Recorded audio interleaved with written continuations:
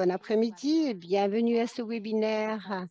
Il s'agit de l'image corporelle et l'estime de soi, partie 2, santé des hommes. Je m'appelle Sania. Maintenant, j'aimerais vous présenter Lydia Lauder, directrice nationale des programmes et des politiques publiques à la Fondation du Rhin. Merci Sadia, bonjour et merci à tous de vous joindre à nous aujourd'hui sur ce sujet très intéressant pour l'image corporelle et l'estime de soi, la santé des hommes. Avant de commencer, nous aimerions reconnaître la terre indigène sur laquelle nous nous trouvons, inspirée des 94 appels à l'action recommandés par la Commission de vérité et de réconciliation du Canada. La reconnaissance des terres est une première étape nécessaire pour honorer les premiers occupants d'un lieu. Elles aident également les Canadiens à reconnaître et à respecter les croyances de parenté inhérentes aux peuples autochtones en ce qui concerne la terre, d'autant plus que ces croyances ont été restreintes pendant si longtemps. Je tiens à souligner que je suis donc située à Toronto, qui est le territoire traditionnel des nombreuses nations, dont les suivantes: les Mississauga du Crédit, les Anishinaabe, les Haudenosaunee et les peuples Wendat. Elle est couverte par le traité 13 signé par les Mississauga du Crédit et abrite toujours de nombreux peuples des Premières Nations, des Inuits et des Métis. Sachant que nous travaillons et vivons tous dans un endroit différent et que vous nous rejoignez peut-être dans un autre territoire. Depuis un autre territoire autochtone traditionnel, j'encourage chacun à prendre un moment pour y réfléchir et le reconnaître. Si vous connaissez le territoire dans lequel vous vous trouvez, je vous invite à le reconnaître dans la boîte chat. La Fondation du Rhin tient à remercier ses sponsors pour cette série de webinaires 2022. GlaxoSmithKline Canada, Horizon, Janssen, Otsuka, Paladin et Takeda.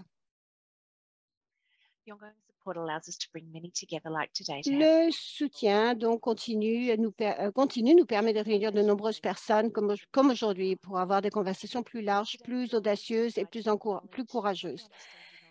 Alors, l'objectif d'aujourd'hui est de vous fournir des informations, de vous aider à comprendre que vous n'êtes pas seul et finalement de vous aider à vous sentir plus autonome. C'est le bon moment pour parler de plein de choses. L'accès à la dialyse, sortir avec un CKD et encore plus, CKD et encore plus. Les informations partagées dans ce webinaire d'aujourd'hui sont à jour, en date d'aujourd'hui, le 18 octobre 2022. Le matériel partagé dans cette présentation ne constitue pas un avis médical.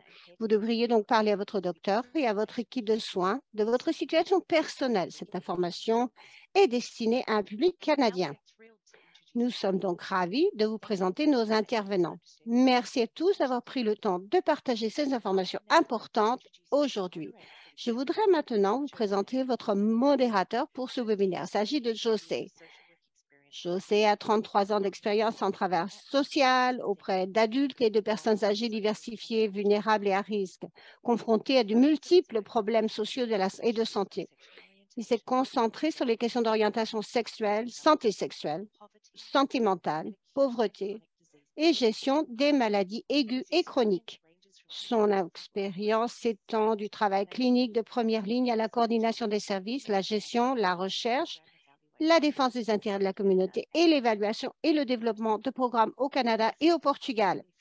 Il a passé environ 15 ans de sa carrière à travailler dans 3 programmes rénaux en Ontario. José a été reconnu par ses pairs comme un ardent défenseur de l'autodétermination des patients. José, merci encore pour la modération d'aujourd'hui et à vous. Merci Lydia, bonjour à tous, je m'appelle José, je vous remercie de m'inviter à participer à ce webinaire. Je voudrais souhaiter la bienvenue à tous, donc, et sachez que c'est une thématique qui est très importante, que l'on n'adresse pas souvent. Il s'agit de l'estime de soi, à savoir quel est l'impact aussi sur la santé et sur tout le reste. Et il faut se concentrer sur cela aujourd'hui. Et aujourd'hui, nous allons vous dire que vous n'êtes pas les seuls, vous n'êtes pas seuls. Il y aura avec nous des personnes qui vont intervenir et qui vont vous parler et qui vont partager avec nous leur expérience. Et nous allons présenter les orateurs aujourd'hui Et ensuite, nous allons les laisser parler et nous allons converser. Très bien. Dan, c'est un réalisateur basé à Toronto. Il est cofondateur de Westfilm. Il est connu pour ses longs métrages, White Night, Ashes and the Family, ainsi que pour son travail sur la scène musicale indépendante de Toronto, avec Monowares, Birds of Bearwood et Dahlia. Dan est donc un défenseur du don d'organes et de la disponibilité des soins de santé équitables pour tous.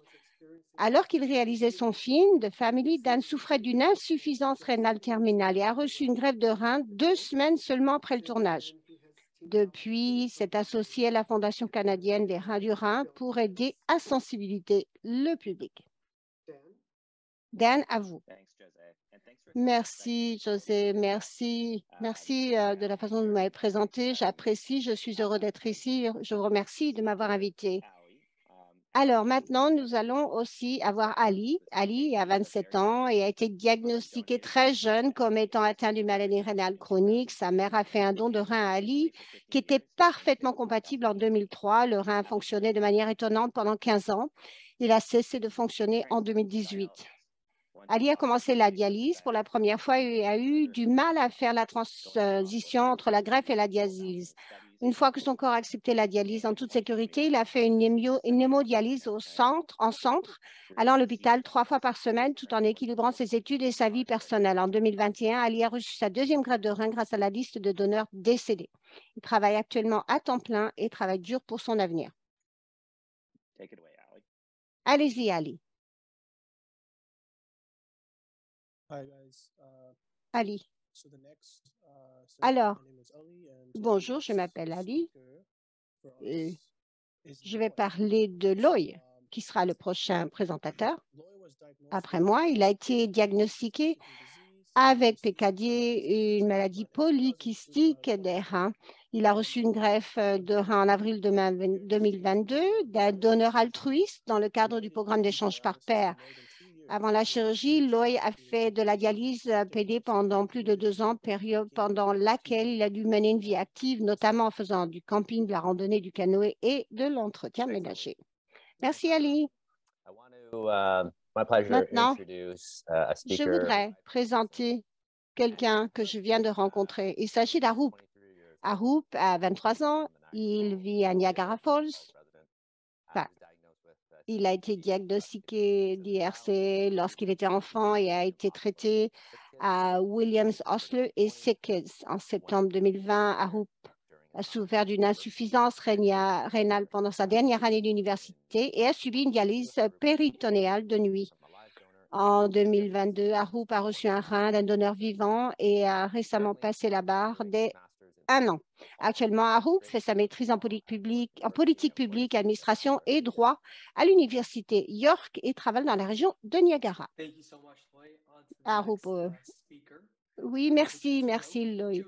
Maintenant, nous allons parler de Joe. Joe, il a été diagnostiqué il y a 15 ans. Il vit avec différents états variés de CKD et ESRD. Depuis, Joe a l'expérience en centre d'hémodialyse et de dialyse péritonéale. Il voyage beaucoup dans le sud de l'Ontario pour le travail et il travaille à mi-temps comme consultant technique. Il étudie pour obtenir un diplôme en sciences de la vie. Il fait les volontaires, il fait beaucoup de support de pair et il facilite des travaux de groupe avec la Fondation du Rhin. Et bien sûr, c'est un patient à temps plein. Je voudrais... il ne me reste plus grand-chose à dire, ça, j'en ai pas l'habitude. Mais bon, merci pour cette présentation.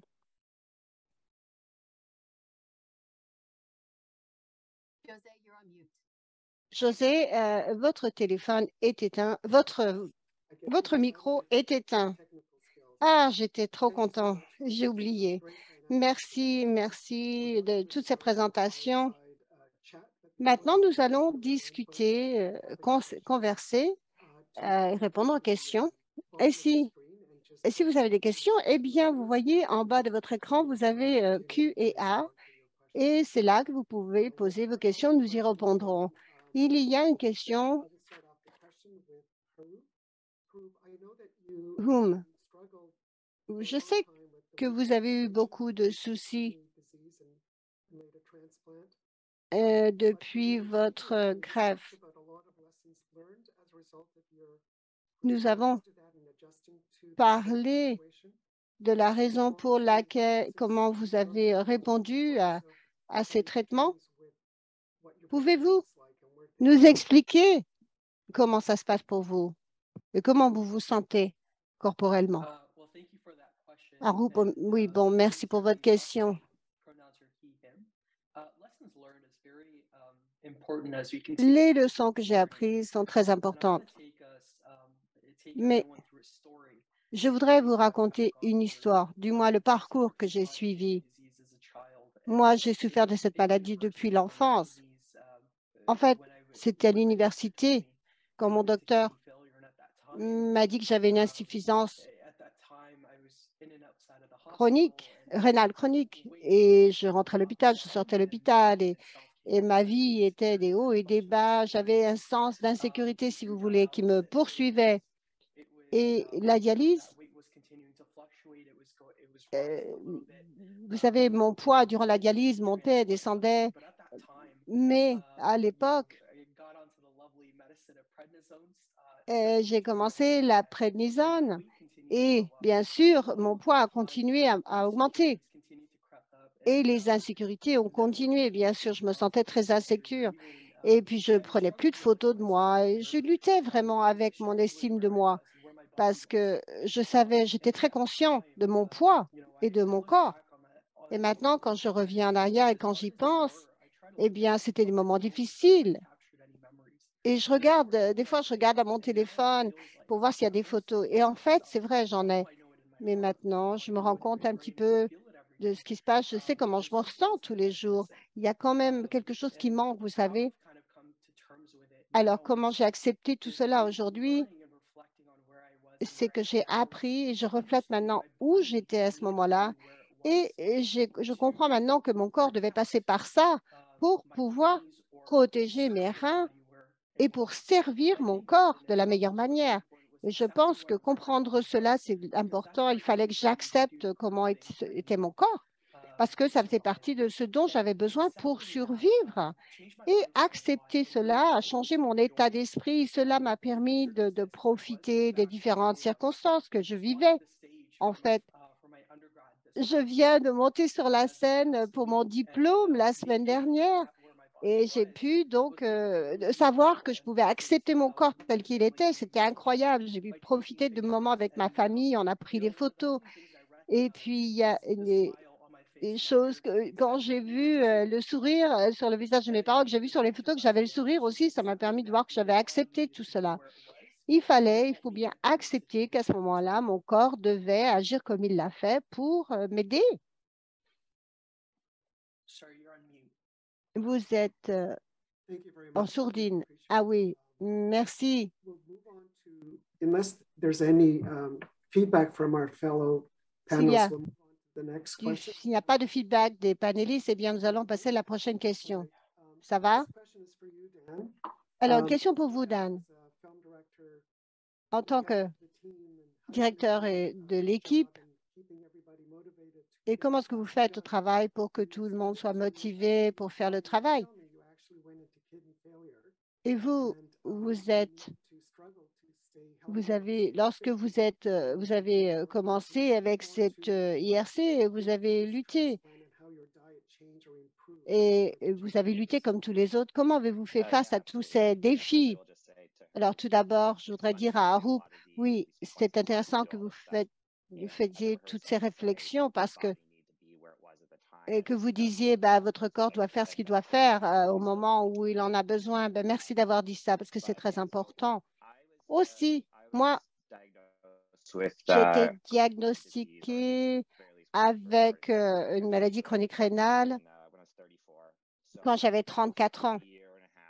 Donc, ça m'a pris 1 an et demi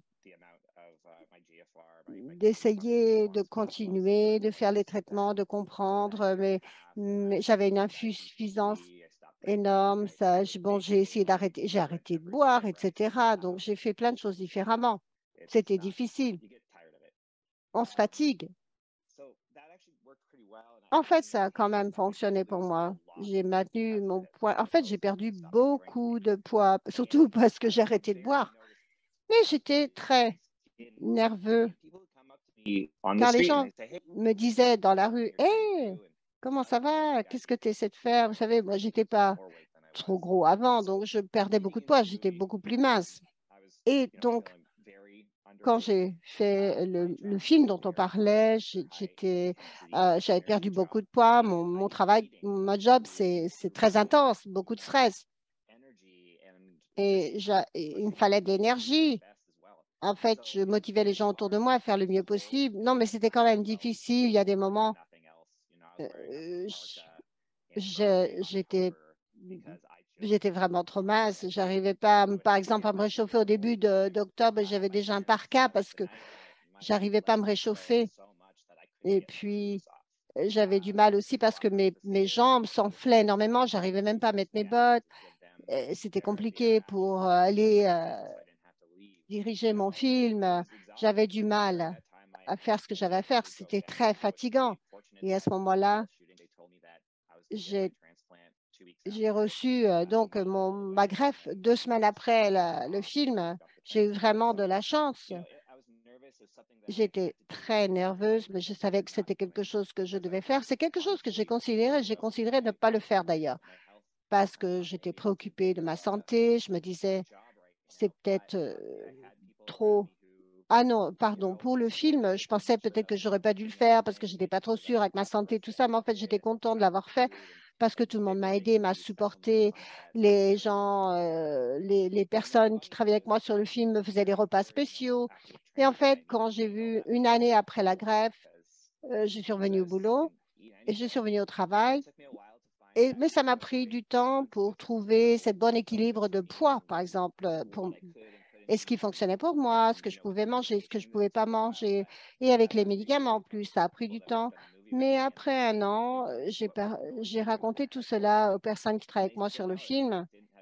Et puis, ils m'ont dit, eh ben, tu sais, à l'époque, je ne me rendais même pas compte, on ne s'est pas rendu compte de ce qui t'arrivait, on pensait que tu étais fatigué. Je pense que j'étais dure avec moi-même parce qu'on fait attention à soi, plus que les autres font attention à vous. Donc, en fait, c'est jamais une grosse affaire pour les autres, mais c'est dur pour certaines personnes de passer à travers ces moments difficiles tout seul. Moi, je suis contente que ce soit bien passé et puis je suis contente de m'être poussée moi-même pour faire ce film, malgré ma situation. I'm Merci, going to Dan. go on then to Ali. Maintenant, nous allons passer la You had parole à your Ali first transplant, and when we et spoke qui a earlier, reçu son I deuxième was greffe, sa quite deuxième impressed greffe. on J'étais impressionnée how you have such a positive attitude sur about sur votre your life attitude at si this age, positive 27, even though you've à started 27 ans. this journey, I think, in your elementary school. Vous étiez jeune. Can you share with Qu'est-ce que us vous pouvez partager avec some nous of those challenges and how you certains are des défis que vous avez now rencontrés at a place where you can be et comfortable comment vous en sharing êtes arrivé maintenant à un point où vous êtes à l'aise en partageant votre histoire avec vos amis, votre famille, en vous basant sur les messages que vous avez reçus. Ali, alors moi, ce que j'ai appris à travers tout cela en en tant que patient de dialyse et de greffe, ce que j'ai subi quand j'étais enfant, si je dois être honnête, quand j'étais enfant, j'ai pas vraiment réalisé que j'étais malade parce que j'avais été transplantée sans dialyse. Bon, moi, après 7 ans de maladie, ma maman m'a donné un rein.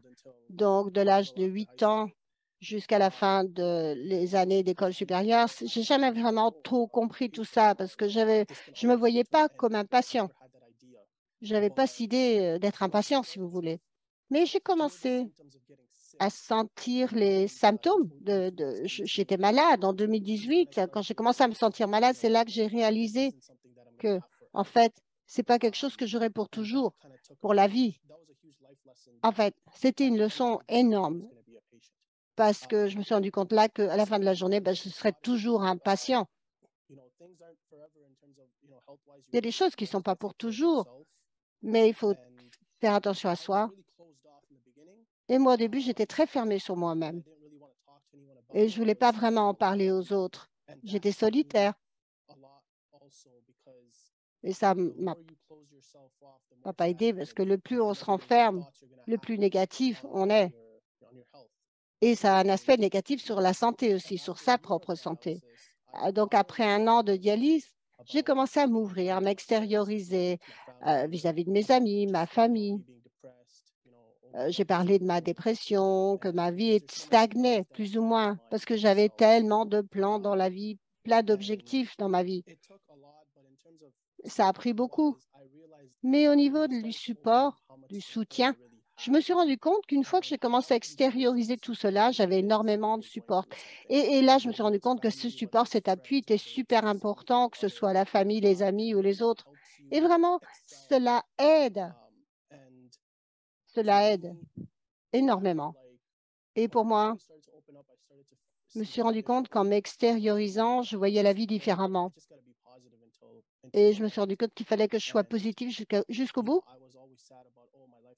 J'étais toujours triste, je me disais, ah, ma vie stagne, je perds du poids, comme l'a dit Dan. Moi, je portais même plus d'épaisseur de couches, de vêtements l'été parce que je faisais quoi, 50 kilos. Donc, je me sentais très insécure, très conscient de ma perte de poids parce que j'étais malade à cause de la dialyse. Et finalement, j'ai réalisé que je devais être à l'aise avec moi-même. Il faut que j'accepte ça, ce sentiment. Et après la greffe, j'ai repris du poids. Après 6 mois, j'ai commencé à aller à la gym, faire faire de l'exercice. Ça m'a aidé aussi. Et j'ai retrouvé ma positivité dans un sens. Maintenant, je vois la vie complètement différemment, disons.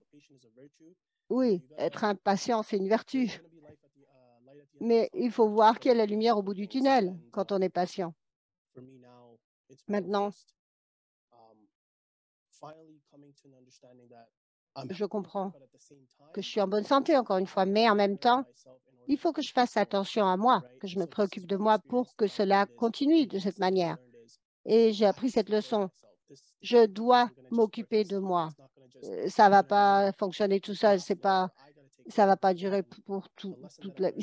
Si je ne m'occupe pas de moi, eh bien, ça ne durera pas pour la vie. Non, pour moi, je n'avais pas envie être malade. Pour moi, être malade comme ça la deuxième fois, c'est la pire des choses qui me sont arrivées.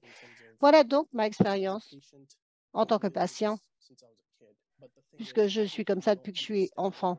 Mais quand on est enfant, on ne comprend pas vraiment ce qui se passe. On réalise cela quand on devient adulte. C'est là où ça vous frappe. Et là, on se rend compte parce qu'on ne peut pas travailler, on ne peut pas faire chose, on ne peut pas avoir de vie amoureuse, on ne peut pas s'occuper de choses que l'on fait normalement. Vous voyez? Thank you, Ali. That's a good segue to our next Oui, c'est speaker. un bon passage pour notre prochain orateur In sharing, qui est lui aussi très à l'aise pour nous parler physically what the lines look like. de ce sentiment For self-care, et de parler de comment ça se passe pour lui au niveau physiquement. Il va nous parler de la façon dont on s'occupe de soi-même. Il faut s'occuper de soi-même.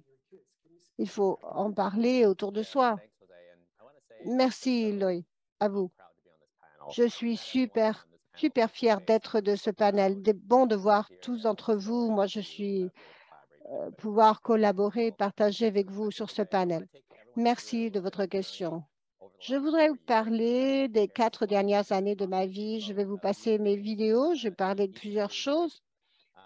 Et voilà, cette année-là, c'était 2019. Ça a vraiment commencé quand je me sentais pas bien. J'avais peur un peu. Mon équipe médicale m'a annoncé que je devais commencer la dialyse. Ça allait durer et qu'il fallait que je trouve un donneur vivant, un donateur vivant. Et je ne connaissais personne qui avait cette maladie chronique rénale autour de moi. Et mes enfants étaient encore jeunes, 7 et 8 ans. Et donc, on ne partageait pas trop d'informations sur ma santé, sur mon état de santé. Mais le camping, pour moi, ça a toujours été quelque chose qui m'a toujours apporté énormément. Ça m'apporte, ça m'aide à prendre soin de moi, ça me donne une perspective, c'est quelque chose que j'aime bien partager avec ma famille, mes enfants, même si j'avais des problèmes de santé. Donc, il y avait quelques espoirs à la fin de 2019 parce que j'ai rencontré Joe, qui est membre de ce panélisme. C'est là où j'ai rencontré la communauté du Rhin. Ça m'a aidé énormément. Passez à la prochaine diapo, s'il vous plaît.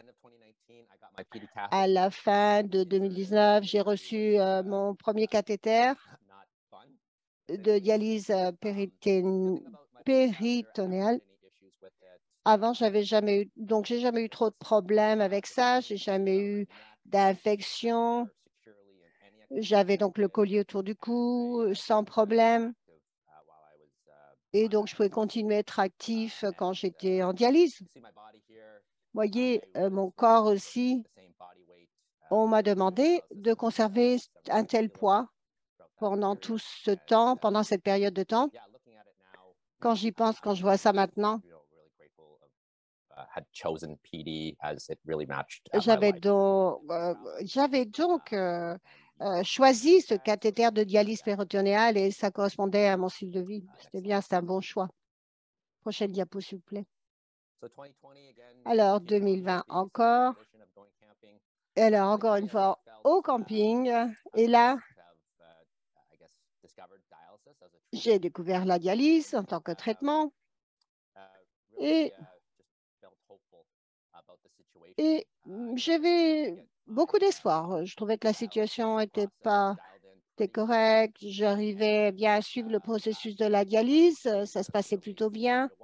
Et ça m'a donné un petit peu d'espoir quand on parle des maladies chroniques rénales, quand on parle de dialyse, dialyse, etc. On ne sait pas trop à quoi s'attendre. Mais là, après quelques mois, je me sentais bien.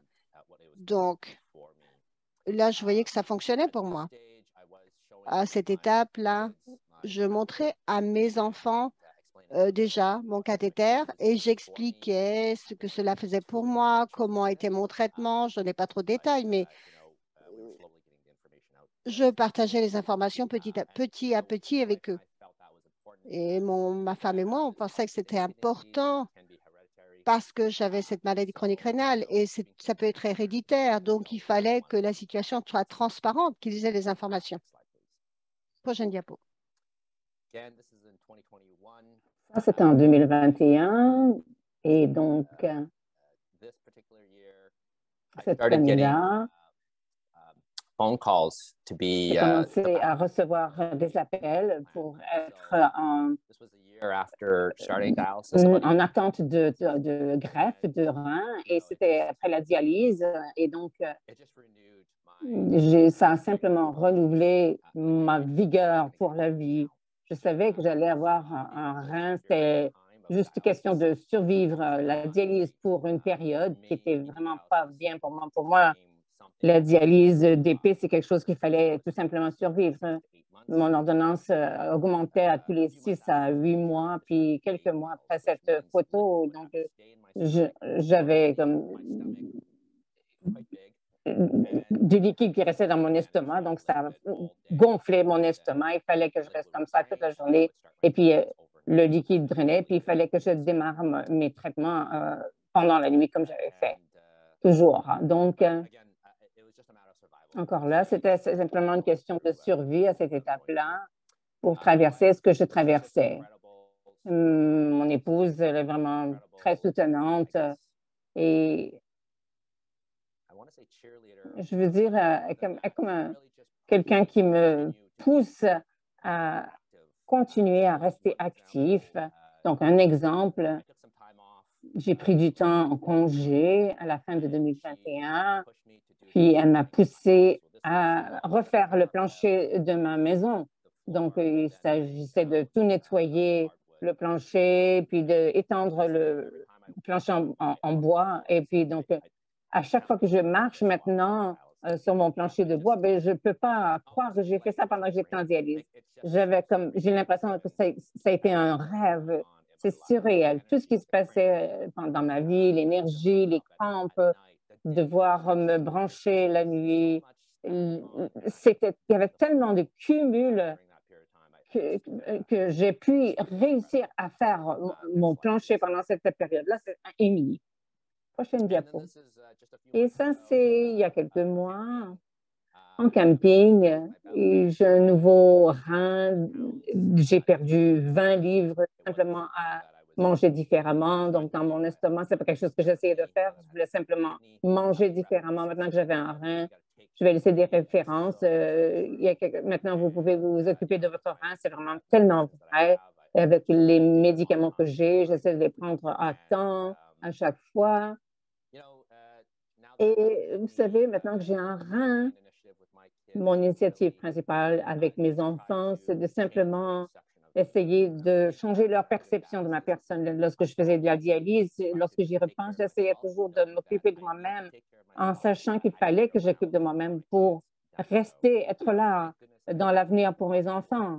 Et heureusement que j'ai pensé de cette façon-là parce que maintenant que j'ai un rein, c'est un sentiment incroyable de voir mon corps qui va si bien, qui réagit tellement bien à l'exercice. Je suis en mesure de le faire. Et cet endroit où je suis allée camper, c'est très grand. Il y a à peu près 50 personnes qu'on peut voir toutes les tentes en arrière et l'installation était vraiment très grande. Il a fallu que je sois à peu près à 50 pieds de la voiture et que j'installe mon camp et toutes les autres tentes qui étaient là. Donc, c'était assez difficile, mais je l'ai fait et je me sentais différent cette fois-là que lorsque j'étais en dialyse. Et j'ai pu accomplir beaucoup depuis que j'ai reçu mon rein, vraiment. Et j'ai hâte d'être capable de bâtir une nouvelle relation différente avec mes enfants. Donc voilà, en gros, c'est ça. Merci à tous.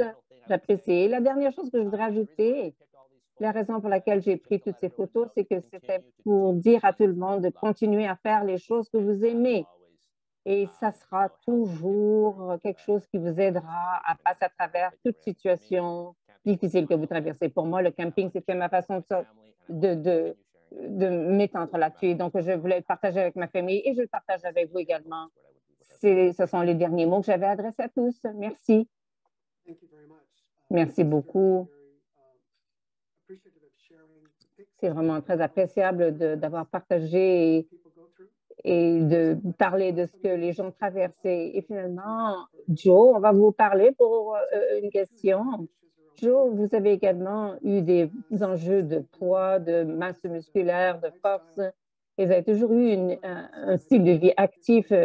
Et je crois que vous étiez sur la dialyse pendant à peu près 15 ans. Pouvez-vous nous dire comment vous avez pallié avec les allers-retours de votre énergie, et hémoglobine et fer, comment vous avez pu rester positif et actif. Oui, c'est beaucoup de choses à couvrir là. Mais c'est bien parce que c'est vraiment formidable d'apprécier, d'écouter les histoires de tous, car je vois que le poids est un thème commun parmi plusieurs d'entre nous qui pallions avec ces problèmes. Et donc, c'est un sujet d'actualité aujourd'hui. Et donc, oui, je vais donc rentrer dans le vif du sujet. Et avec ce que vous avez dit, vous parliez de prednisone. C'était une drogue avec quiconque de tout genre qui a été sur ce médicament sait ce que ça peut faire comme trouble sur votre poids. Et donc, il faut donc prendre du liquide d'extra. Et lorsque j'ai eu une insuffisance rénale, j'étais jeune et j'avais un travail physique, j'étais assez en santé, je pesais à peu près 155 livres en moyenne. Et lorsque j'ai commencé à faire de l'insuffisance rénale, là, je suis gonflée à 210, 220, arrivé à un diagnostic en urgence et en une situation crash urgente. Et donc, Et c'est à ce moment-là qu'on m'a mis sur le prednisone pour essayer de réduire le problème, contrôler. Et comme les gens l'ont mentionné, ça peut faire beaucoup de choses à votre corps. Donc, avec cette augmentation de poids vraiment soudaine, ça a déchiré toute ma peau, en fait. Et j'ai donc des vergetures partout, presque. Et c'est très prominent. Et donc, tout ça, ça vient de la prednisone et du grand gain de poids. Il y avait tellement de poids, c'était vraiment choquant, car après à peu près un mois de stabilisation à l'hôpital pour garder le tout sous contrôle et d'aller en dialyse, je pense que j'ai quitté à peu près à 125 livres.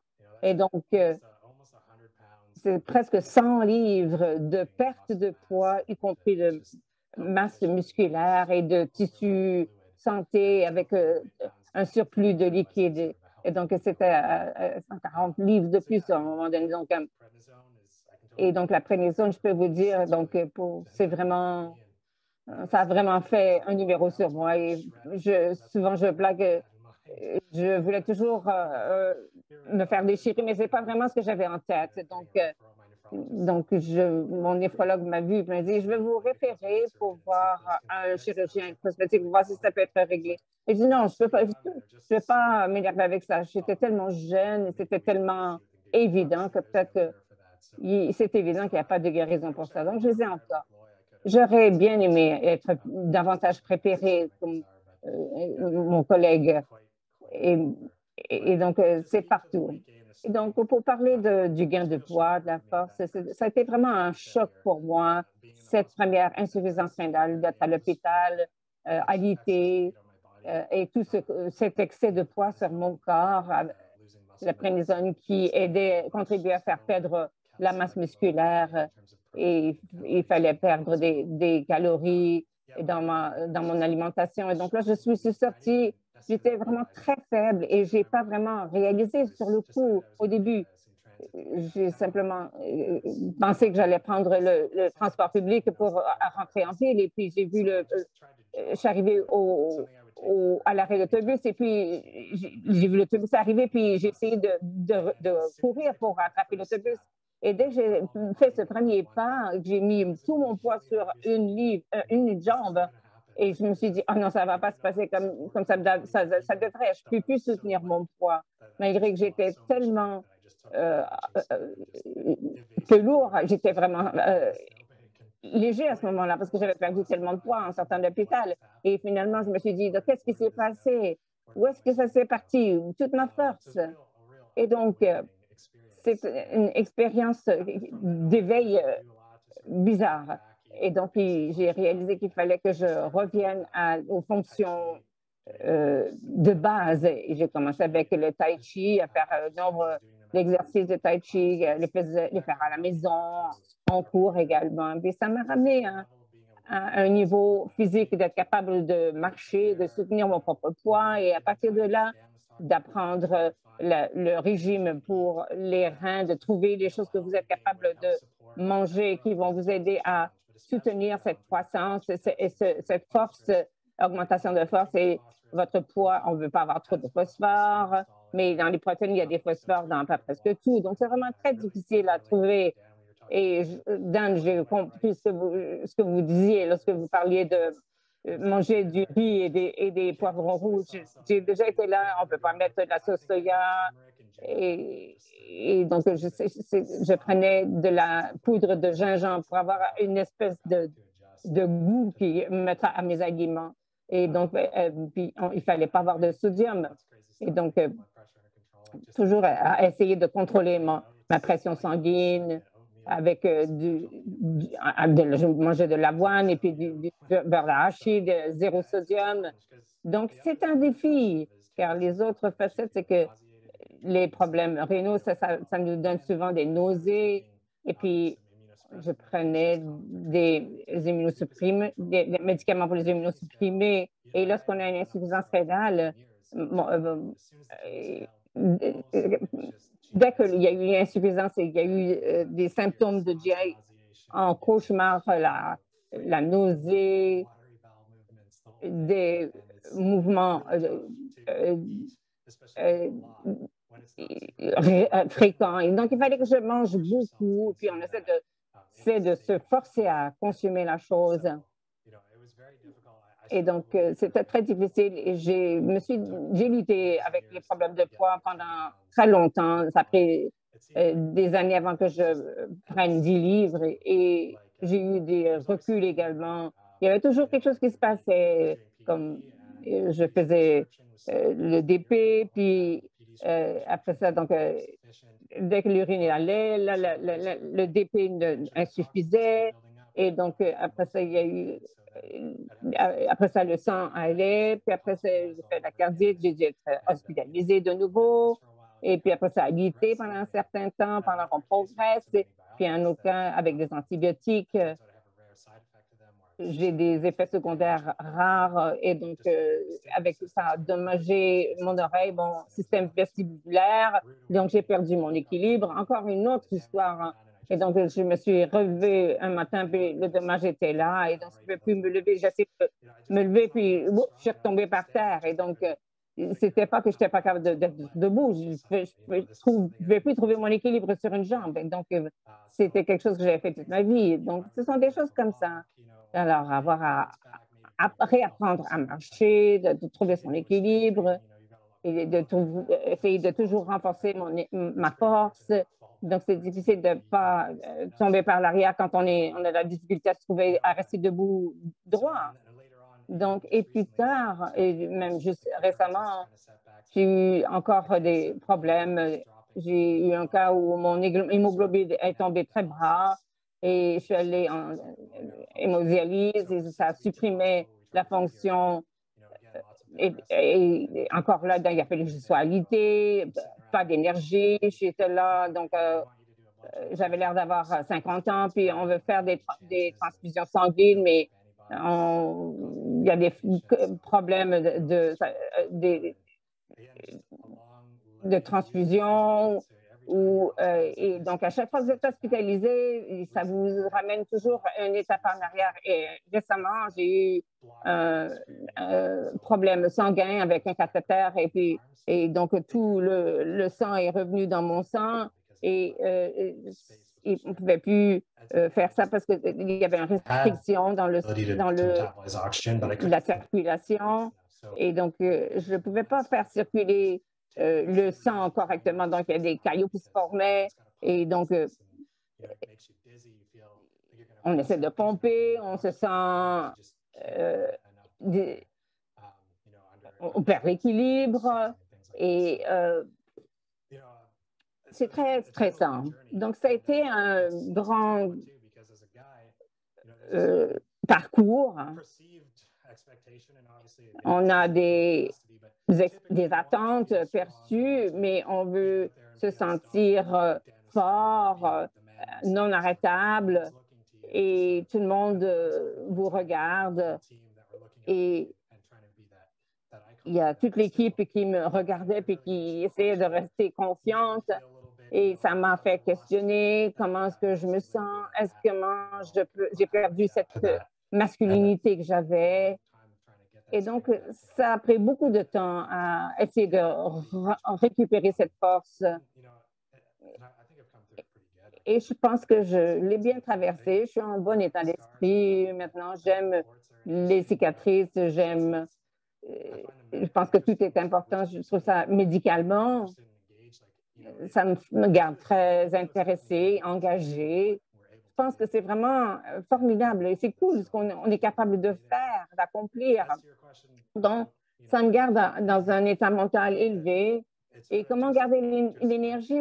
Je pense que c'est pas de la force, c'est pas simplement de dire j'avais déjà planifié toutes ces choses-là, donc je ne vais pas les annuler. Je vais comme passer à travers. Et donc, si je dois me tenir après les murs pour garder mon équilibre, ben, je vais le faire parce que je ne vais pas m'arrêter. Ça peut peut-être prendre plus de temps, mais si vous êtes engagé, vous passez à travers. Vous ne dites pas non, vous faites les choses et si quelqu'un vous invite, vous y allez. Puis, oui, si vous sentez étourdi, ben, peut-être que vous prenez une petite pause et puis Après ça, vous continuez et ça vous renforce de continuer à essayer. Bon, je pense que j'ai beaucoup parlé, alors peut-être que je vais vous repasser la parole. José, je sais que Eroub doit quitter prochainement, donc je vais vous donner une chance de réagir à ces conférenciers pairs. Donc, s'il a quelque chose à dire. Merci.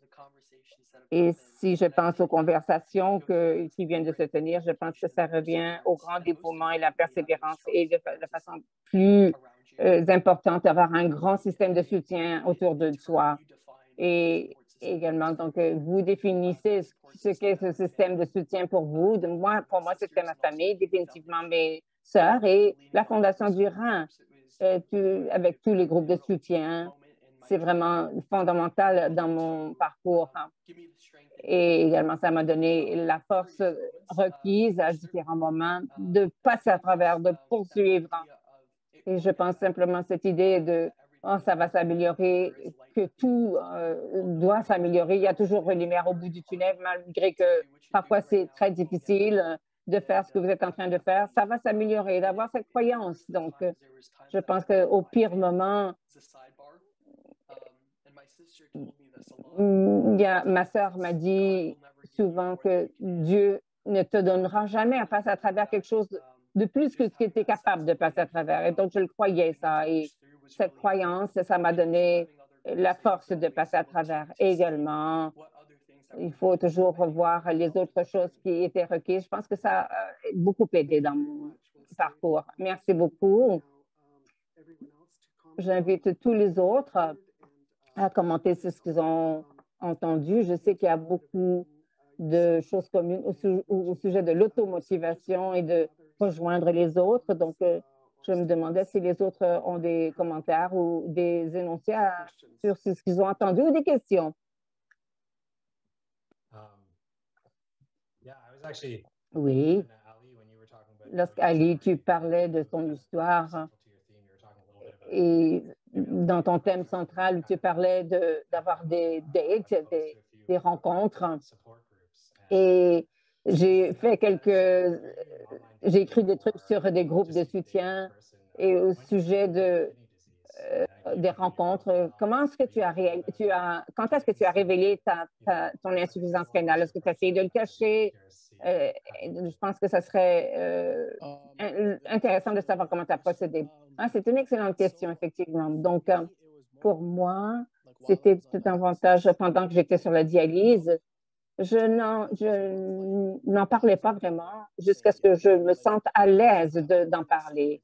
Donc, je ne le disais pas dès le début, de dire je suis un patient dialysé et je pense que ça choque un peu les gens avant même de commencer à connaître quelqu'un. Donc, en fin de compte, lorsque c'est une ligne centrale et que les choses s'escaladent, ça va se voir à un moment donné, d'une façon ou d'une autre. Donc, pour moi, c'était davantage que lorsque ma condition est devenue plus sérieuse, sévère, je me suis dit, je passe à travers ça et j'ai quelque chose, ce n'est pas anormal, mais c'est important. Donc, et ça dépend s'ils sont inconfortables ou pas. Donc, ça dépend des autres, s'ils sont à l'aise ou pas. Donc, en fin de jour, il faut traiter avec ça. Donc, mais ça dépend toujours de la façon dont les choses, la sévérité, comment ça, la gradation. Si, par exemple, vous voulez avoir une relation plus sérieuse avec quelqu'un, définitivement, il faut les aviser. Votre historique, ce que vous avez traversé, parce qu'ils méritent de le savoir. Je pense à quelqu'un avec qui vous voulez avoir une relation sérieuse, avec qui vous envisagez un avenir, mais si c'est quelqu'un quelque chose de léger, ben à ce moment-là, c'est lorsque le moment est venu. Si vous voulez, est-ce que vous comprenez ce que je veux dire? Oui. Donc, je n'ai pas besoin sinon d'être honnête. C'était mon approche à moi, donc, pour aviser les gens.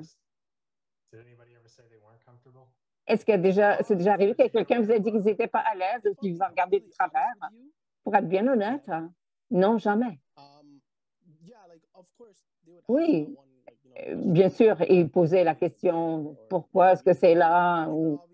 Mais il faut leur dire pourquoi vous avez ça et des choses de la sorte, mais pour être complètement éberlué, non, dans mon expérience, bien sûr, tout le monde a des expériences différentes, mais par mon expérience personnelle, non, je n'ai pas eu de sentiment de bizarrerie à savoir c'est quoi ça. Bien, c'est bien. Je pense que ça lance un très bon message à tous. Et de se regarder dans le miroir et de dire, c'est bizarre. Ils ne vont pas se sentir comme ça. Non, en fin de compte, ça fait partie de vous. Lorsque vous en dialyse, ça fait partie de vous. Donc, il faut l'accepter. Si la personne n'est pas prête à l'accepter, ce n'est pas la personne pour vous. Moi, je pense que c'est une excellente façon de mettre les choses. Ça fait partie de vous et c'est important. Voilà. Je pourrais probablement y aller avec mes petits doigts, donc c'est pour ça que c'est important. Est-ce qu'il y a d'autres commentaires ou des partages sur ce que vous avez entendu de l'un l'autre ou des choses sur les dates, les rencontres? Quelque chose d'une approche pratique. Vous vivez avec et ce n'est pas tout ce que vous êtes, mais vous ne pouvez pas vous cacher derrière ça de cette façon, dans une façon. Et de la même façon que pour tout en général. Et donc, tant mieux pour vous d'avoir été ici à l'aise, mais également de ne pas surpenser la chose parce que souvent, c'est facile d'aller là.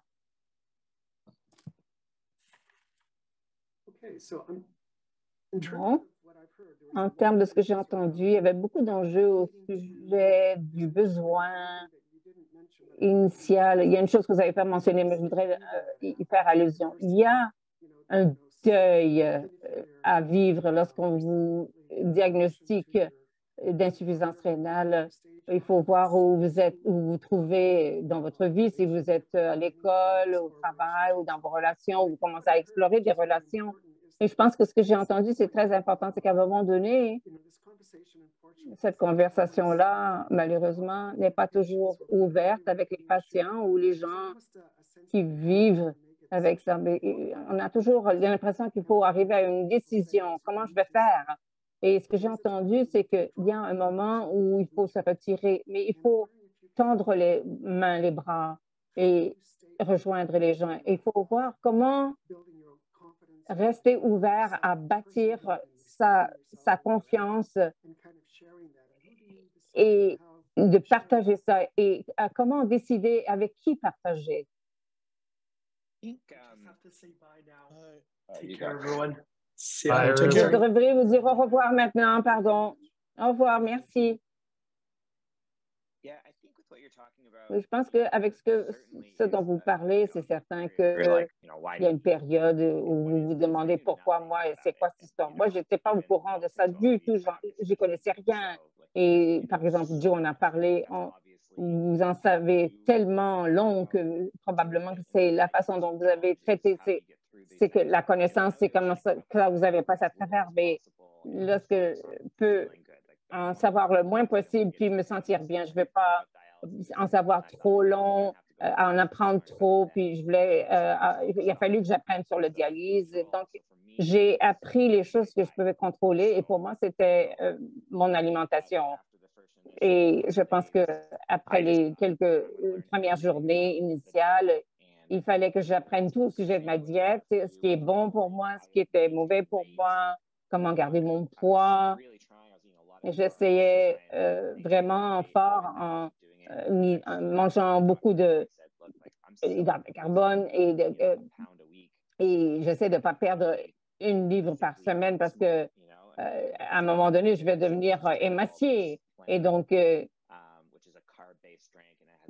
y a une diète sur laquelle je prenais 500 calories, c'est un breuvage, et j'en prenais 1 par jour. Et donc, c'est pas bon, mais lorsqu'on le met dans un milkshake avec du lait de coco, c'était pas si mal avec des bleuets. Et donc, c'était une chose que je pouvais faire. Donc, j'ai simplement me suis centrée sur les choses que je pouvais contrôler et je me suis donc centré là-dessus lorsque les choses commençaient à aller à la baisse et puis je passais à la prochaine chose que je ne pouvais pas contrôler. Donc, j'imagine que vous aussi, c'était la même chose. Ouais, je peux comprendre. Oui, tu as tout à fait raison.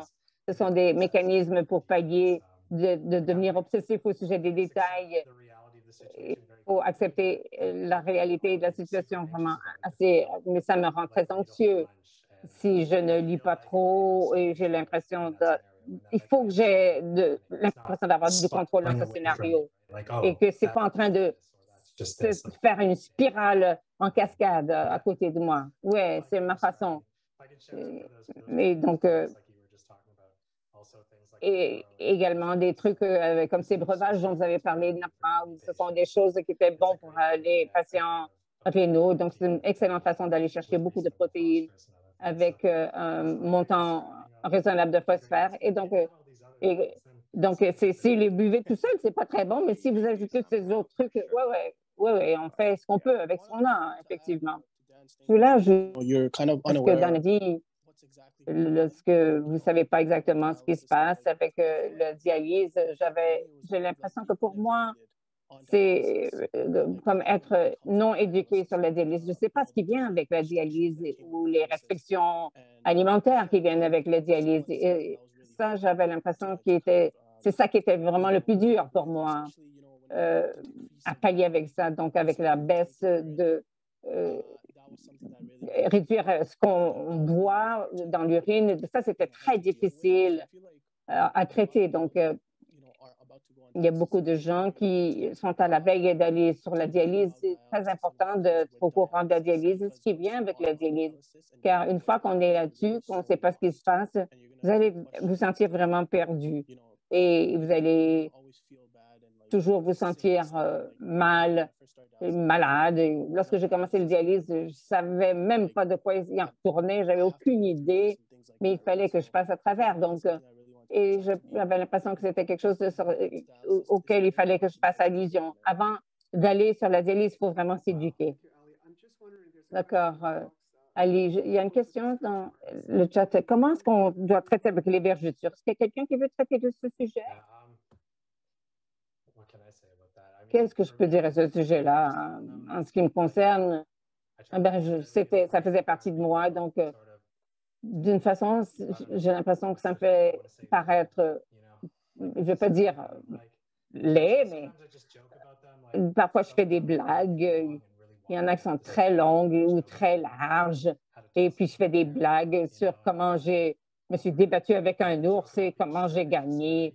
Ou la blague sur...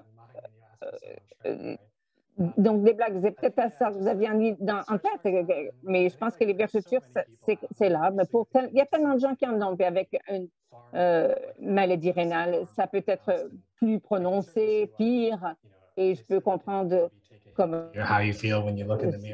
ça peut avoir un impact sur comment vous vous sentez. Et je pense que la meilleure chose à faire, c'est de faire la meilleure chose que vous pouvez faire de votre mieux. Donc, et dans vos rencontres, si vous rencontrez les gens d'assez près, ça va probablement pas être aussi important que pour vous. Et c'est un cliché, probablement que les gens, c'est comme une autre chose, ça fait partie de vous. Donc, une fois qu'ils vous connaissent, qu'ils connaissent votre histoire, ça correspond à votre parcours et ils vont voir ça également. Donc, ils vont dire que ça fait partie de l'histoire de qui vous êtes. Et c'est comme avoir un tatou, malgré que c'est un très gros que vous ne viviez pas vraiment. Et c'est une histoire intéressante, donc, et les gens vont l'apprécier. Ils ne vont pas le voir de façon aussi négative. Je pense que ça aide.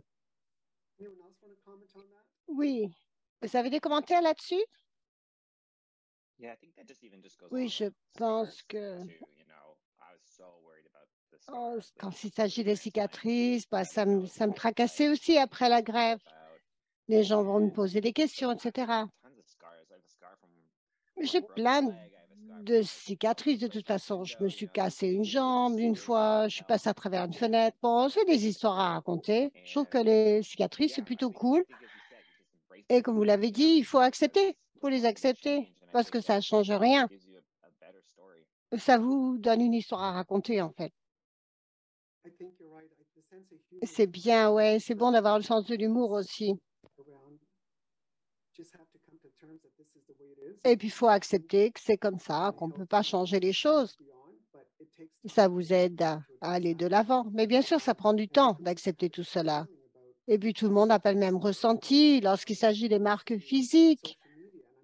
Et aussi, quand il s'agit des réseaux sociaux, comment est-ce que vous faites face à cette image que vous avez maintenant? L'image des hommes maintenant est différente sur les réseaux sociaux. Comment est-ce que vous faites face à ça? Comment est-ce que vous voyez ça, cette histoire d'image corporelle? Quand on parle des vergetures, eh bien, il faut être confiant. Il faut projeter cette confiance. Parce que quand on est confiant avec nos vergetures, eh ben, ça dira aux autres qui vous regardent exactement ce qu'ils ont besoin de savoir. Il faut avoir de la confiance en soi. Ça dépassera tout le reste, toutes les inquiétudes qu'on a. Je suis complètement d'accord. Et ça, moi, je disais toujours, regardez, c'est rigolo. Elles sont marrantes, mais les vergetures. Quelqu'un d'autre veut faire un commentaire là-dessus? Loïc? Oui, en tant que père et en ayant 2 garçons, de pouvoir faire des choses durant la dialyse, c'était compliqué. Moi, par exemple, quand j'ai changé les pneus d'hiver sur ma voiture, entre le printemps et l'hiver, durant la dialyse, c'était super difficile à faire. Mais je l'ai fait quand même. J'ai dit à mes enfants, regarde, je vais changer les pneus. Et rien de faire ça et de montrer, c'était de montrer à mes enfants que malgré ma situation difficile, je voulais faire quand même. Bon, je leur disais que ça va peut-être pas être aussi rapide que d'habitude, mais que j'allais le faire. Et c'est ce qui s'est produit. Je peux vous dire qu'il y avait un petit stigma quand même, parce que j'étais un papa, un homme, un mari. Mais je vois ça des 2 côtés, si vous voulez. C'est d'essayer de conserver un certain équilibre. Et c'est ce que j'ai démontré à mes enfants. C'est OK de ne pas être OK, mais il faut continuer, il faut pousser, aller de l'avant. Et puis, il faut faire ce qu'on a dit qu'on allait faire. Et bien voilà. Just a comment on like the new man thing on Qu'on Instagram. parle de ce qu'on appelle le nouvel homme, si vous voulez, sur les réseaux sociaux. Eh bien, la façon dont le monde fonctionne maintenant, c'est que, eh bien, il n'y a plus cette grosse image de macho tout le temps, d'être super fort et tout ça. Les nouveaux hommes peuvent s'ouvrir, s'extérioriser, eh bien, faire des choses. En fait, le nouvel homme d'aujourd'hui est bien mieux que l'ancien. Moi, je pense que moi, j'étais pas quelqu'un comme ça déjà. J'étais un gamin du théâtre et moi, pour moi, c'était important que tout le monde s'extériorise, que tout le monde puisse, que tous les hommes expriment leurs émotions et qu'ils puissent projeter justement. C'était pas nécessaire de projeter cette force tout le temps. Donc, moi, dans ma carrière, dans ma vie, je me suis rendu compte que c'était ça qui m'a permis d'être mieux possible, parce que j'étais ouvert. Vous pensez toujours que les gens vont vous juger plus qu'ils le font. Et puis, si vous jugez trop, de toute façon, vous n'avez pas besoin de les avoir autour de vous, ces gens-là. Oui. Je voudrais parler de ce qu'a dit Dan. Je suis d'accord. À la fin, au bout du compte, un homme est un homme. Il n'y a pas de mal à s'ouvrir, à s'extérioriser et à être sensible pour un homme, surtout. En fait, c'est bon de s'ouvrir aux autres, de montrer aux autres ce que l'on sent, de démontrer, de montrer aux autres, d'exposer sa situation, parce que plus on intériorise, plus on garde ça en soi, c'est compliqué. Donc, il y a des attentes parce que vous êtes une homme et que vous devez faire tant de choses. Mais bon, je suis d'accord. Le nouvel homme, l'homme d'aujourd'hui, eh bien, c'est un homme ouvert qu'il doit être, qui peut être. Pas besoin de démontrer à qui que ce soit plus ce qu'on est. On doit être naturel. Tout cela devrait venir naturellement, de toute façon. Il y a quelque chose que je voulais dire aussi. Quelque chose qui m'a aidé durant ces années, c'était le fait que j'avais autour de moi une communauté. Moi, le plus gros défi pour moi, c'était de me sentir solitaire, tout seul. Et j'ai rencontré Joe dans une réunion d'un événement pour les reins. Et puis, j'ai aussi participé à une équipe de soutien durant l'année suivante. Ça a été un gros boost de support émotionnel pour moi, énorme. Et puis même jusqu'à aujourd'hui d'ailleurs. Donc, communiquer, trouver d'autres personnes qui sont dans des situations similaires, ben pour moi, ce n'était pas si naturel que ça. Et j'ai dû le faire. Ça m'a pris du temps, par contre, pour réaliser que ces groupes de soutien pourraient m'apporter quelque chose. Et en fait, j'en ai tiré énormément. J'ai tiré beaucoup de choses de ce groupe de soutien. Je voulais partager ça parce que c'était vraiment un outil énorme pour moi qui m'a permis de gagner beaucoup de confiance. Oui, c'est motivant aussi parce qu'on fait tellement de choses. On parle de gens d'hommes qui font encore des études, qui sont à différentes étapes de leur vie. Il y a toujours plein de choses, on est occupé et on ne laisse pas les choses nous arrêter. Et en fait, regardez-vous, vous êtes des gens qui font que les choses continuent à fonctionner et vraiment, ça donne de la motivation à tous. C'est très motivant. Thank you. The other question I had was, Il y a une autre question que j'avais. Y a-t-il de mauvaises expériences que vous aimeriez partager? Y a-t-il une mauvaise expérience que vous aimeriez partager qui s'est transformée en un moment d'apprentissage pour votre passé et votre avenir, quand on parle d'image corporelle et de confiance en soi et d'estime de soi? Ouais, c'est profond, hein, une question profonde là. Oui, moi, je voudrais rajouter quelque chose. Lorsqu'il s'agit de ne pas savoir ce que les autres sentent. Regardez, il y a des maladies qui sont invisibles. Et on voit beaucoup de trucs maintenant sur TikTok, sur les réseaux sociaux, là-dessus. Moi, j'ai l'impression que l'ancien moi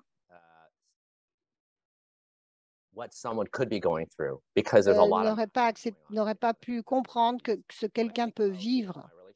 Donc, quand je pense à mes relations avec mes collègues, par exemple, j'en ai parlé à certains d'entre eux, mais pas tous. Vous voyez, c'est tout. Ça dépend. C'est comme les personnes à qui j'en ai parlé, ils ne me voient pas différemment, en fait. En fait, on ne sait pas, les gens autour de soi, on ne sait pas vraiment dans quelle situation ils sont, hein, finalement. Joe, you have your hand up? Joey, vous avez levé la main? Oui. J'ai pensé que je pourrais peut-être répondre à cette question. Donc, il y a des choses qui me sont arrivées quelques années après la découverte de ma maladie. À l'époque, je travaillais sur un job, je travaillais en haut d'une tour et je devais grimper en haut de la tour, être le premier qui grimpe au haut de la tour pour aller vérifier les travaux, etc. J'étais un peu le canari qu'on envoyait dans la mine. Et donc, c'est là que mes reins ont commencé à mal fonctionner. Donc, pour moi, donc j'avais aucun problème. Et puis, ce job, c'est devenu de plus en plus compliqué. Mes mains commençaient à enfler. Ça faisait mal juste de grimper le long du mur. Bon, ma masse musculaire baissait, donc ça devenait de plus en plus dur. Et c'était devenu de plus en plus dur d'aller au travail. Et j'espérais toujours qu'il y a un gros orage qui arrive, comme ça, j'aurais pas eu à aller au travail. Et donc, je boitais tout le temps, j'essayais de continuer à faire mes choses. Et je pensais qu'à l'époque, je faisais tout ce que je pouvais pour aller de l'avant, pour travailler dur, montrer que j'étais le gars qui abandonnait pas, etc. Et que j'allais continuer à travailler comme ça. Mais je me suis rendu compte des années plus tard qu'un des superviseurs de mon travail pensait que j'étais paresseux, même si j'avais tous ces symptômes qui étaient physiques. Lui, il pensait que je ne donnais pas tout ce que j'avais, que j'étais paresseux. Et là, je me suis dit, mais dans cette perspective, mon Dieu, j'essayais tellement dur de continuer le travail pour que les projets soient complets, etc., etc. Je bossais et je poussais alors que j'avais mal partout. Et puis, en fait, on ne me valorisait pas pour ce que j'étais, je m'en suis rendu compte. Et pourquoi je suis passée à travers cela? J'aurais dû me mettre en avant, j'aurais dû penser à moi en premier. À la fin, j'ai dû arrêter parce que j'ai craché et que je ne pouvais pas faire autre chose. Mais donc, c'était vraiment un désappointement d'apprendre que cette personne avait cette vision de moi tellement négative, alors que j'essayais de faire de mon mieux. Je poussais, je faisais tout ce que je pouvais malgré la douleur. Merci, Joe. C'est intéressant. La question, quand on est patient d'une maladie chronique, on doit être responsable de son on doit se préoccuper de soi. Et les gens ne comprennent pas forcément ce qui se passe avec vous. Donc, merci d'avoir partagé ce message. Je sais que pour arriver à un moment où on est complètement confiant et positif, eh ben, ça prend beaucoup de travail. Est-ce que quelqu'un peut en parler de cet impact que cela a sur l'humeur et sur la vie de tous les jours? Rien de se lever le matin et de faire les choses de la vie quotidienne. Quel est l'impact que cela a sur la vie quotidienne? Oui, en fait, c'est un gros impact. Moi, quand je suis passée, quand j'ai transité entre le GFR, du GFR, j'ai baissé. Je voulais que ma fonction rénale soit aussi bonne que possible. Donc, j'ai poussé, je ne pensais pas à autre chose. J'ai trouvé qu'il était un petit peu plus difficile après la greffe. D'ailleurs, c'est pas que je pensais que ce serait plus parfait que ça. En fait, c'est bien. Je me suis dit, ah, super, je suis en vacances à la République dominicaine. Je ne veux pas me plaindre parce que, bon, ça allait. Mais il y avait beaucoup de problèmes parce que c'était le moment de la COVID. Bon, il se passait plein de choses. Bon, compliqué. Donc, j'ai poussé, je suis passée à travers beaucoup de choses. Donc, je me suis rendu compte qu'il fallait que je fasse plus attention aussi à ma santé mentale, qu'il fallait que je fasse attention à tout ça, parce que je me mettais en deuxième position par rapport à mon travail, par exemple. Et j'essayais de tout faire, j'ai tout essayé, l'acupuncture, etc., plein de traitements.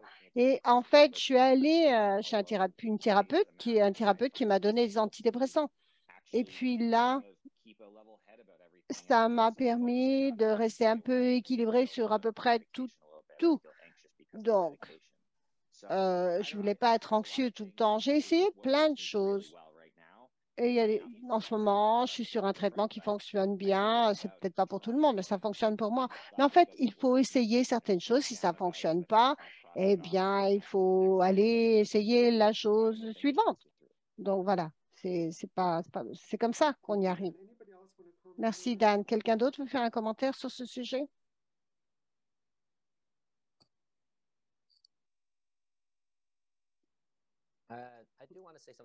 Je voulais dire quelque chose au sujet de la santé mentale parce que je suis une personne assez émotive. Et il y a des journées où j'ai beaucoup pleuré, à savoir, oh, qui suis-je? Mon identité était comme en question. Et maintenant que je suis greffée, je commence à revoir l'ancien moi qui est en train de revenir. Ça prend du travail. Mais pendant la dialyse, c'était dur. Il fallait que j'aie cette espèce de crise de sanglots où ça me permettait de me sentir mieux. Et j'aime bien camper. Et donc, je suis allée dans des excursions très éloignées. Et ça m'a aidé à me réconcilier avec le sérieux de ma situation. à savoir si jamais je ne peux plus jamais faire ça, si je ne peux jamais être greffé. Et je me suis poussée à être plus aventurier dans les voyages et en me disant peut-être que l'an prochain, je ne pourrai pas faire parce que qui sait quelle sera ma situation rénale. J'espère que j'aurai un rein, mais qui sait, il y a plein de gens qui ne se qualifient pas pour recevoir une greffe et c'est très peu probable qu'ils vont en avoir un. Donc, oui, donc je suis allée à quelques extrêmes en termes d'activités que j'ai faites pour pallier avec certains de ces sentiments que j'avais pendant que j'étais en dialyse. Merci. Je pense que ce sont des énoncés vraiment très puissants et j'apprécie le commentaire de Don à savoir être capable de faire quelque chose de différent pour soi-même avec de l'aide professionnelle. Je pense que ça prend du courage et peut-être que vous pourrez parler de ça également, Don. Et il y avait une question au sujet des fonctions sexuelles ou la performance sexuelle. Malheureusement, ce webinaire-là ne se centrera pas sur la performance sexuelle et ne vous en donnera pas de conseils, mais ça n'est pas c'est assez commun dans les populations rénales, mais malheureusement, on ne peut pas répondre à ces questions-là. Mais je me demandais s'il y avait d'autres questions ou réponses, ce serait le bon moment pour les poser ou en parler.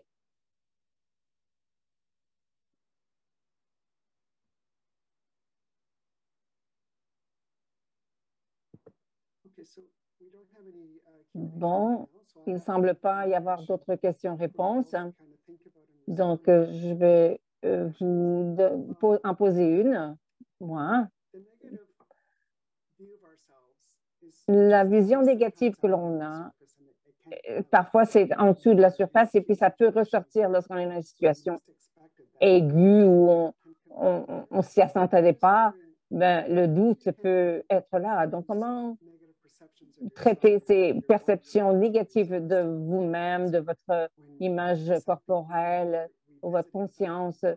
Vous revenez à quelque chose qui vient de refaire surface, donc que vous pensiez avoir résolu. Pour être honnête, je ne pense pas que ce soit si différent que la façon dont tout le monde le fait. Tout le monde dans le monde vit ce type de doute à un moment donné.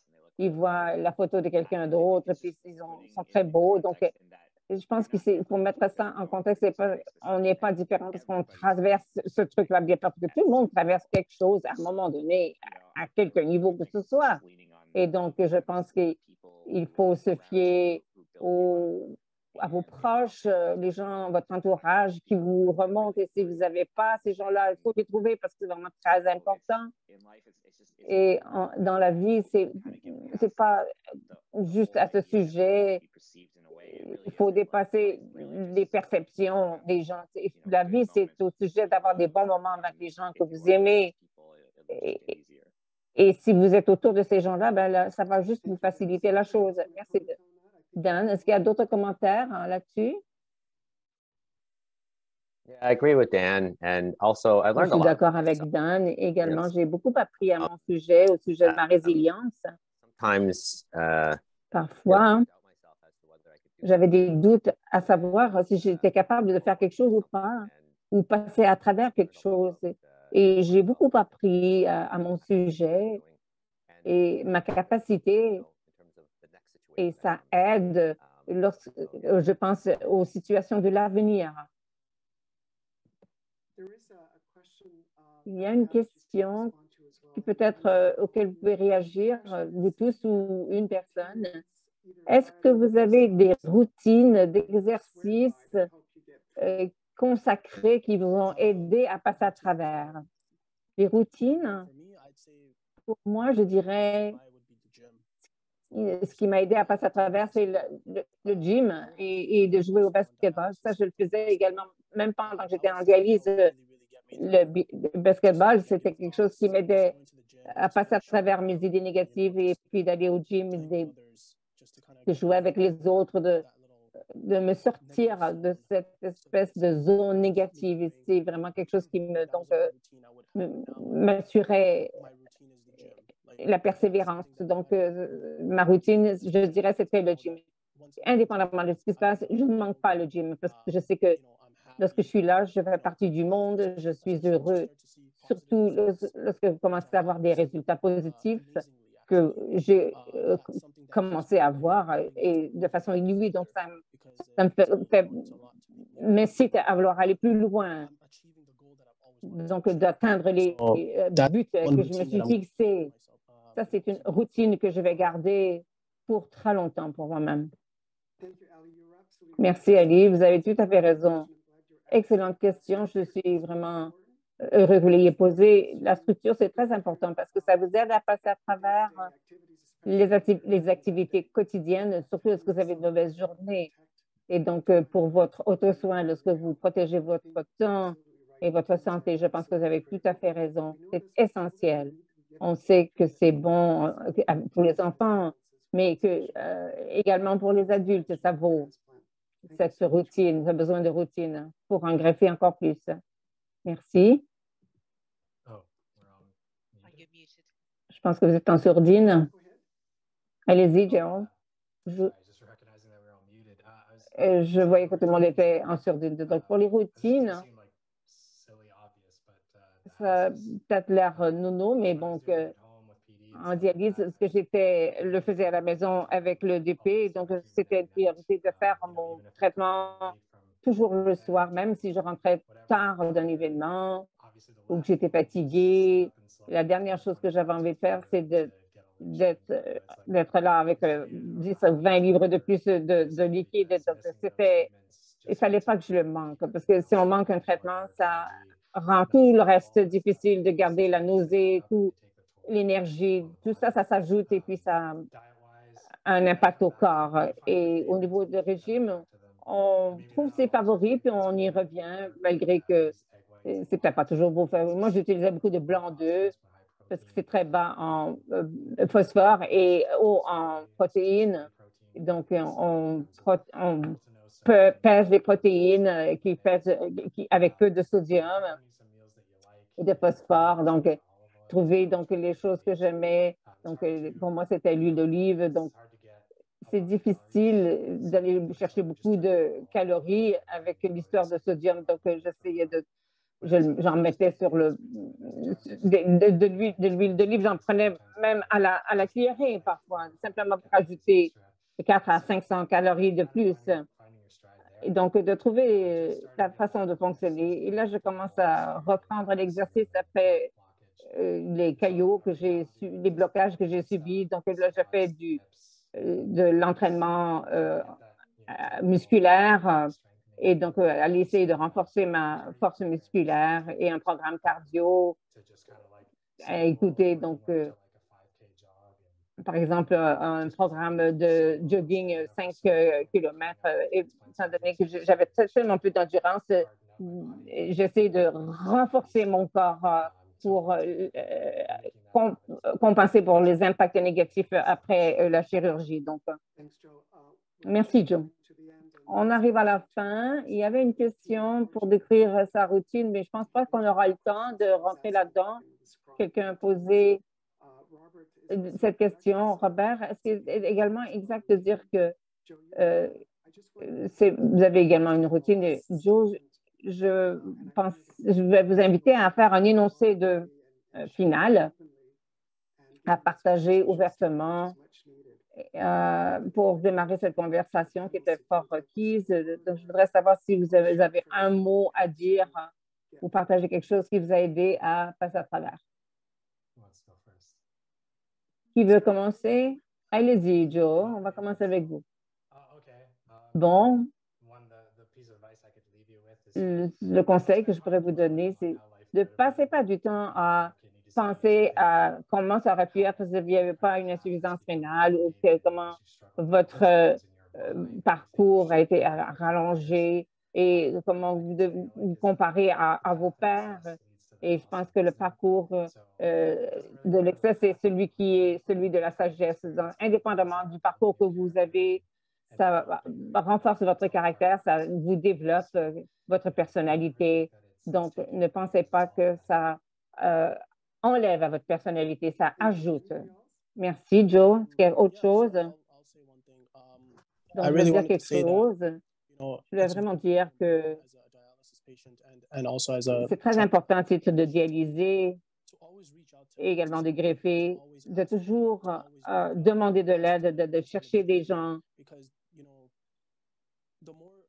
Parce que le plus vous vous refermez sur vous-même, le plus esselé vous allez vous sentir. Et ce sont des choses qu'il ne faut pas faire. Et donc, il faut vous ouvrir à un ami, un membre de votre famille ou un père. C'est vraiment très important de toujours tendre la main, de demander de l'aide, car de penser aux choses. Moi, je suis vraiment très bien là-dessus. Merci, Dan. Je seconde soutien au père, c'est vraiment formidable. Donc, d'être ensemble avec la Fondation du Rhin, de faire des rencontres vraiment bien. Mais je veux simplement réitérer le fait que continuez à faire les choses que vous aimez. J'ai beaucoup de photos de moi en camping pendant mes jours de dialyse. J'ai même emmené Joe en camping. C'est jusqu'à quel point j'étais confiant de pouvoir aller dans l'arrière-pays. Donc, je vais toujours garder ça en grande mémoire, ces mémoires avec Joe. Ça me fait sentir mieux pendant l'époque où j'ai traversé la dialyse, parce que c'est très possible que j'ai à retourner aux dialyses. Donc, souvenez-vous de tout ça, de faire les choses que vous aimez. Moi, je crois que ça implique de la persistance, de la force morale. On en a parlé beaucoup. Je pense qu'on parle tous de positivisme, mais il y a des moments où le positivisme, c'est presque impossible. Donc, il y a un film que j'ai vu lorsque j'ai reçu mon diagnostic qui s'appelle Jojo Rabbit, Jojo le lapin, et de dire qu'il n'y a aucun sentiment qui est final. Donc, je me suis dit ça souvent lorsque je suis allée à l'hôpital parce que j'ai eu un problème immunitaire et j'avais plus de neutrophile. C'était une des choses les plus douloureuses que j'ai jamais traversées un week-end. Et je savais que c'était pas comme ça que je me sentirais nauséa, mais donc je viendrai un jour où je me sentirai mieux. Et donc, il faut tenir compte de ça. Donc, des deux côtés, on va toujours être en croissance. Ces moments-là difficiles, ils semblent difficiles à passer à travers sur le moment. Et je ne me souviens plus même de mes greffes. L'opération, j'ai l'impression que c'était un rêve. Donc, je continuais à me dire ça à répétition. Merci infiniment. Je pense qu'il nous reste à vrai 1 minute. Je voulais simplement dire que ça a été un privilège d'animer cette dynamique séance et le partage d'hommes sur dialyse et greffé. J'espère que ça a été très aidant et j'espère qu'on pourra poursuivre cette conversation avec vos pairs et le faire avec le soutien aux pairs. Je pense que c'est essentiel de l'envisager. Donc, je vais ramener ça donc, à Lydia, si vous voulez faire les commentaires de clôture. Merci. Je me sens honorée d'être ici aujourd'hui et le panel, l'animateur, les participants, et pour votre honnêteté, votre courage à partager vos histoires aujourd'hui. Donc, je vous remercie infiniment aujourd'hui. Et donc, la Fondation du Rhin, et donc, nous sommes là, nous vous invitons à partager pour de plus amples renseignements au programme Rhin et pour le soutien que nous avons avec le système. Nous sommes là capables d'aider les gens dans leur collectivité. On vous invite à vous connecter si vous avez des questions ou si vous avez besoin de matériel. Merci beaucoup.